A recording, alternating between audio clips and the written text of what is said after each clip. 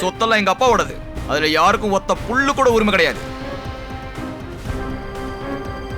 அம்மா சொந்தக்காரங்கன்ற பேர்ல எங்க அம்மாவோட ஏமாளித்தனத்தை பயன்படுத்தி இத்தனை வருஷம் இந்த வீட்டுல இவங்க குடியிருக்கிறாங்க. காலி பண்ண சொல்லுங்க. அவனை அடிச்சு விடு. சொன்னா கேளுங்க.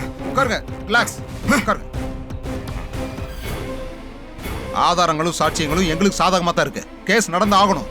அதுதான் எங்களோட முடிவு.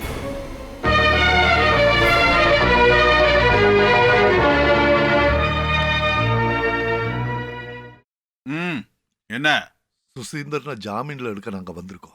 ஓஹோ, அப்ப உங்க சப்போர்ட்ல தான் இவ்வளவு ஆடுறானா? சார் இந்த ஊருக்கு புதுசுங்கிறதாலையும் இந்த ரெண்டு குடும்பத்தோட பேக்ரவுண்ட் தெரியாததுனாலையும் தப்பா நினைச்சிட்டீங்க. இல்ல யாரோ தப்பா சொல்லிருக்காங்க. யோ நடக்கறா, இது போலீஸ் ஸ்டேஷன். உன் நாடக கம்பெனில இங்க வந்து நடிச்சு ஏமாத்துறதுக்கு. மத்தவங்க முன்னாடி நீங்க தேவையில்லாம நடிச்சு நாடகமெல்லாம் போடுறீங்க. அதை நம்ப வேற வைக்கிறீங்க. அதான் நடிக்கிறது. இந்த போலீஸ் ஸ்டேஷனுக்குள்ள வந்து நாடகம் போடுறதெல்லாம் நீங்க தான். சொத்தாலாம் உங்களுக்கு தான் சொந்தம்னு பொய்யா கம்ப்ளைண்ட் பண்றீங்க. நிறுத்தியா? நீங்க ரெண்டு கூத்தாடிகள் வந்து இங்க நாடக வசனம் பேசினா அதை பார்த்து நாங்க கை தட்டி ரசிப்போம் நினைச்சியா? இது ஒண்ணு சண்டை போடுற இடம் கிடையாது. நிறுத்துறதா? இப்பதான் ஆரம்பிச்சிருக்கு. சும்மா விட மாட்டேன். வாடா.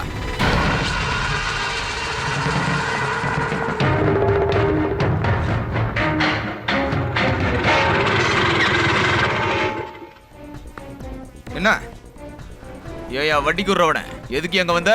நாளைக்கு காலைல நான் வரும்போது ஒரு ஆள் இங்க இருக்க கூடாது. இருக்க விட மாட்டேன். பெட்டியும் படுக்கை எடுத்துட்டு கிளம்பு. பெட்டியும் படுக்கையுமா?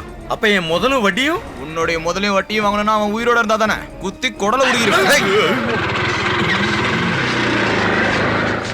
வாக்குக்கு வாக்கு பதில் நாக்குல இருக்கு. முடிஞ்சதெல்லாம் மனசுல இருக்கு சார். ஆனா சொந்த அண்ணனை கடவுளா மதிச்சு உயிரிழந்த ஒரு அப்பாவுக்கு புள்ள சார் நானு. இப்ப போனவனுங்கல்ல ஏன் அண்ணன் தம்பிங்க சார். அந்த மண்ணுல இருந்து இல்ல, இந்த ஊர்ல இருந்து விரட்டி அடிச்சாலும், எந்த காட்டுக்கு போய் ஒளிய வேண்டி வந்தாலும் அதெல்லாம் மாத்த முடியாதுல்ல. அது மாத்தி யோசிக்க கூட முடியாதுல்ல.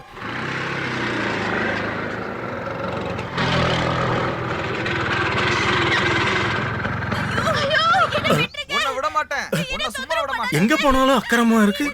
என்னடா வாழ்க்கை இது? இது எங்க தான் போகுது? இனி யார் வாழ்க்கையும் ஏன் மாதிரி ஆகக்கூடாது.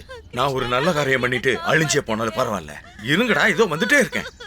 சூதாட்டத்துல தோத்த எல்லா சொத்துக்களும் இப்ப எல்லாமே எங்களுக்கு தான் சொந்தம். அதனால அதுல நீயும் இருப்ப. அதுல நீயும் இருப்ப. ஆமா ஆமா. சாரி புடி புடிச்சு இழுத்து போடு. இடு. அப்படிதான்.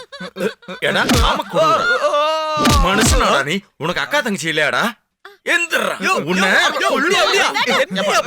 என்ன செஞ்சுட்டு இருக்க? இது ரிஹர்சல்ங்கிறது உனக்கு தெரியாதா? அட கர்த்தரே மன்னிச்சிருங்க. ரிஹர்சலா இது?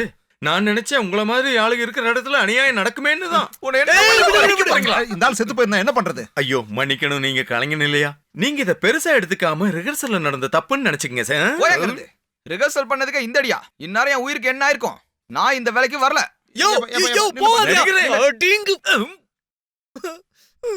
இதுல நடிக்கிறவனுக்கு கல்ஃபுக்கு விசா கிடைச்சிருச்சு. அவன் பாட்டுக்கு போயிட்டான். கிடைச்ச ஒருத்தனுக்கு பிராக்டிஸ் கொடுத்து நடிக்கிறதுக்காக கொண்டு வந்து இங்க நிப்பாட்டினா இப்ப நீங்க செஞ்ச காரியத்தால எல்லாம் கெட்டு போச்சு. டே கொட்டியம்பளம், கோவிலகம். அதான் என்ன கல்லற தோட்டத்துக்கு கொண்டு போக நேரம் வந்துருச்சுன்னு சொல்ல வந்தேன்டா நானு. எங்கடா அவன் செல்லப்பிள்ள சுசீந்திரன்? அவனை ஒரு வேற வேலைக்கு அனுப்பிச்சிருக்கேன். விஷ்ணுமங்கலத்து வீட்டை நான் வாங்கியிருக்கேன். அந்த வீட்டுக்கு புதுசா ஒரு குடும்பம் வருது.